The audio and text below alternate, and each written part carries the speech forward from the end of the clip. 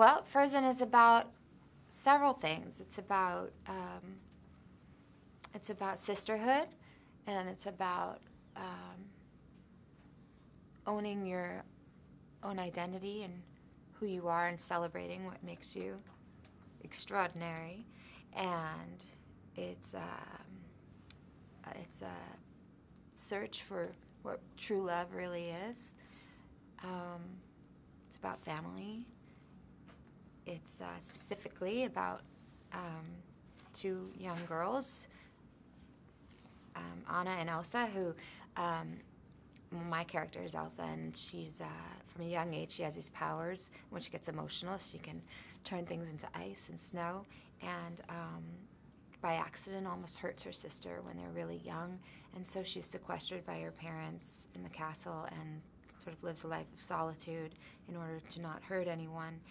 And as circumstances arise, she finally is forced to flee the castle and ends up allowing this power to come out, and finds a way to sort of love who she is. And then her sister Anna finds sort of her path to forgiveness and helping her sister. And it's really it's traditional a movie as it is for Disney. It's also very modern and contemporary, and I think it really explores some themes in an unconventional way, and I'm very proud to be in a movie like that. That's great. That's a great answer. So you're talking about your character. Describe your character. What is it that makes Elsa unique, and how is she like you, if she is in any way? Yeah.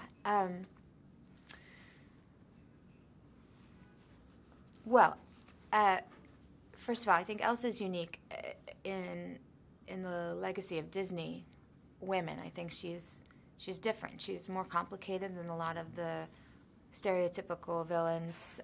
She's not a villain. She's very conflicted, and she's very sensitive and vulnerable and courageous. She just has this power that she has to learn to harness. And I, unfortunately or fortunately, find a lot of similarities in my own life to Elsa, and I sort of look at it as a gift that I could be inside of this young woman for a while, because she reminds me that I need to take stock of who I am, and even if you get more successful or if things seem like things are really great on the outside, still I care too much about what people think of me, and I sometimes stifle who I am, and I can be out on stage and let the nerves set in and not be my total true self, my best, and the times when I do and I let it rip and I'm completely authentic and let my power soar, there's so many doors open, and so much love comes into your life. And Elsa really does that. So how does the music complement the story in Frozen? Because obviously the music's a huge part of it. Mm-hmm. Right? Well, the music is just so well written. Bobby and Kristen are such talented songwriters and musicians, and they know how to write a great song and a memorable melody, but they also know how to further character. And for me, I can speak from my experience.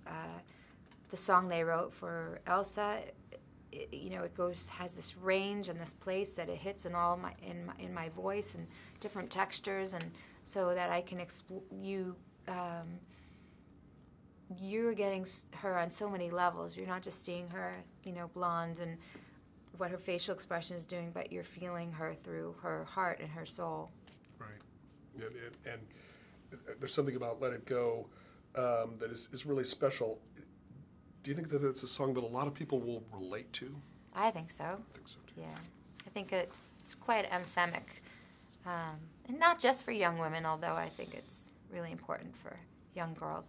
But it's for everybody. I mean, we all have to we all have to remind ourselves not to compromise who we are for others, and life is too short, you know. And for the younger people, you know, I spent a lot of time trying to hide the fact that I had this big voice because I didn't want people not to like me or to think I was showing off. And it wasn't until later in my life that I finally realized, oh, when you really allow yourself to be seen in this way, you know, you're